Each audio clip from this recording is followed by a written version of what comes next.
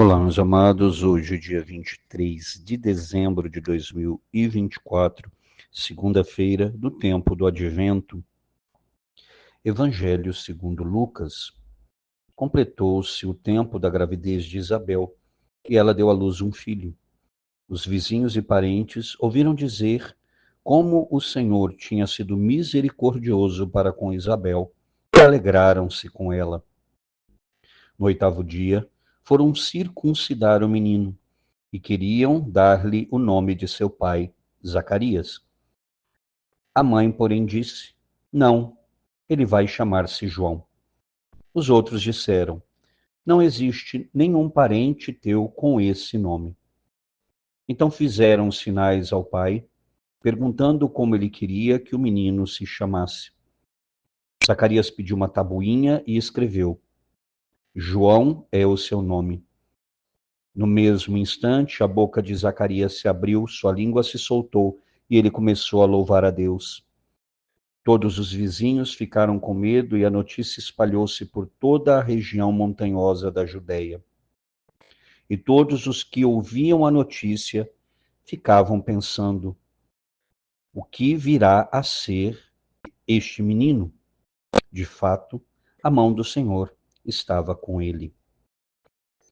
Queridos irmãos e irmãs, então nós vemos aqui o nascimento e a circuncisão ao 8º dia, conforme pedido pela lei de Moisés. Então, a lei mosaica especificava que o primogênito deveria ser circuncidado ao 8º dia, todos os meninos do sexo masculino, tá? E de forma especial, sem dúvida, o primogênito. E a circuncisão, eu já tive a oportunidade de explicar, era uma marca na carne de pertença ao povo de Israel. Então, nós víamos, por exemplo, que os fariseus traziam isso com grande orgulho. A circuncisão é aquela, vamos dizer, retirada daquela pelezinha que cobre o prepúcio. É o prepúcio, né? A gente chama assim, que cobre a glande, a cabeça do pênis. Era isso daí. Então, isso era a circuncisão. Então, todos os israelitas, os homens, traziam essa marca. Por quê? Porque pertenciam ao povo de Israel. E é exatamente neste dia, inclusive os judeus, aqueles que seguem mais à risca, até hoje fazem isso. É no 8º dia, portanto, no dia da circuncisão, que se fala o nome da criança, do menino. E havia um costume que existe até hoje de dar o nome de alguém da família.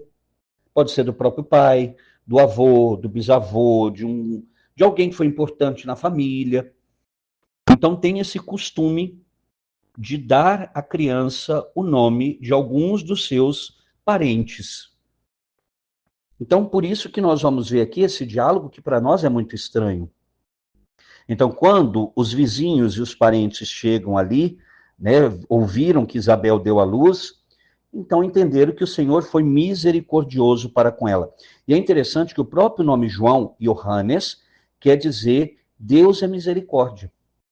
Então, o nome de João já é profético, porque anuncia a misericórdia de Deus, que virá através de nosso Senhor Jesus Cristo. Mas ele também, João Batista, é fruto da misericórdia, porque os pais eram idosos e a mãe ainda por cima era uma mulher estéril que engravidou. Então, a misericórdia de Deus já foi exercida sobre este casal. João é fruto dela, mas ele vai anunciar aquele que realmente é a própria misericórdia, que é o Senhor Jesus.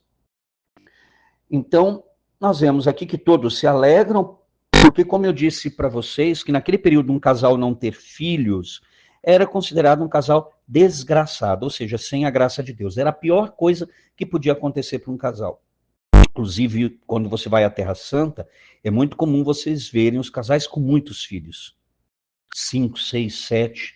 Às vezes já estão com o 7º, a mulher está grávida do 8º, porque eles veem até hoje os filhos como bênção. Por quê? Porque eles vão prolongar a linhagem do pai e da mãe. Vai prolongar o nome da família. Então, não ter filho era uma coisa horrível naquele período. Então, todos se alegram porque Isabel foi alvo da misericórdia do Senhor. Quando vão circuncidar o menino, queriam dar o nome do pai dele, Zacarias. Como eu falei para vocês, era o costume de dar o nome do pai, do avô, às vezes até de um tio, de alguém querido da família, de um bisavô, de um trisavô, de um tetravô e assim por diante. Mas Isabel se contrapõe a isso e diz, não, ele vai se chamar João. Aí todo mundo fala, como eu disse, João quer dizer, Deus é misericórdia. Aí todo mundo fala, mas como assim? Não existe ninguém com esse nome na tua família. De onde você tirou essa ideia? Lembremos que Zacarias, por causa da sua dúvida, no momento da anunciação que o arcanjo faz lá no templo de Jerusalém, nós estamos aqui em Encarém, que é bem próximo a Jerusalém, ele ficou mudo.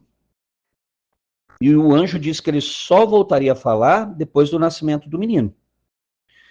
E como ele está mudo, o pessoal faz sinal para perguntar para ele qual é o nome que vai dar. Afinal de contas, né, a voz do pai, a mãe se opôs, mas se o pai falar que o nome é Zacarias, ou o nome de algum dos parentes, acabou.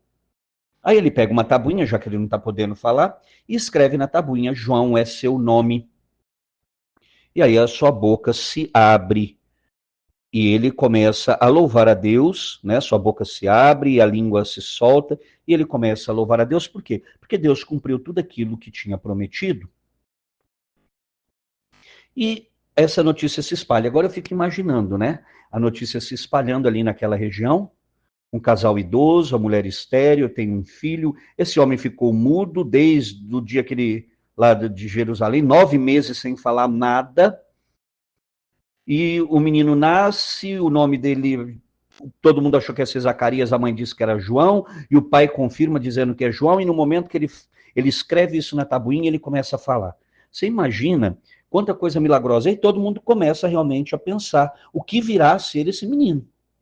Mal sabiam eles que ia ser aquele que vai preparar o caminho do Senhor, o precursor, o último dos profetas, que vem para anunciar a vinda do Messias. E o texto aqui termina dizendo, a mão do Senhor estava com ele. Isso é uma expressão para dizer que Deus o acompanhava. Sim, desde lá do ventre materno, como vimos ontem, que ele recebeu ali o batismo do Espírito Santo, como nós costumamos dizer, porque ele mesmo vai dizer que Jesus, que aquele que vem depois dele, de João Batista, ele está se referindo, porque João Batista só batizava com água, ele deixa isso muito claro, mas aquele que virá depois dele, esse batiza no Espírito Santo e no fogo.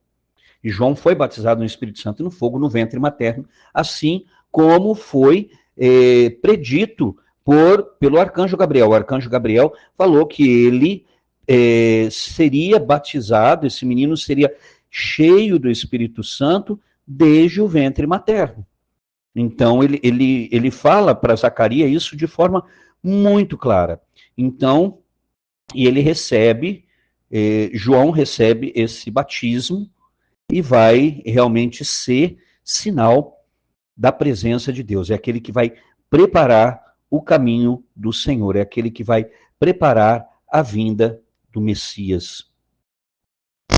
E, Senhor, nós também somos chamados a sermos no mundo João Batista, aqueles que anunciam a palavra, aqueles que proclamam a verdade da fé. Que nós possamos, Senhor, com a ousadia de João Batista, anunciar a verdade. A verdade é Jesus Cristo é o Senhor, Jesus Cristo é o único Salvador. Que nós possamos, com a mesma ousadia, viver e anunciar o Evangelho, seguindo também o exemplo da própria Virgem Maria, que confiou plenamente e deu o seu sim, sabendo que Deus jamais a abandonaria, como não abandonou Nossa Senhora e nem abandonou também João Batista. E, mãe querida, mais uma vez, pedimos, já nas vésperas praticamente de iniciarmos o Natal, amanhã já celebramos a noite do Natal, que nós possamos realmente já estarmos com o coração preparado para que o seu Filho, nosso Salvador, nasça em nosso coração, transformando a nossa vida. E pedimos, mãe, suplica por nós e suplica também pelo Brasil. Ave Maria, cheia de graça, o Senhor é convosco. Bendita sois vós entre as mulheres, e bendito é o fruto do vosso ventre, Jesus. Santa Maria, Mãe de Deus, rogai por nós, pecadores, agora e na hora de nossa morte. Amém.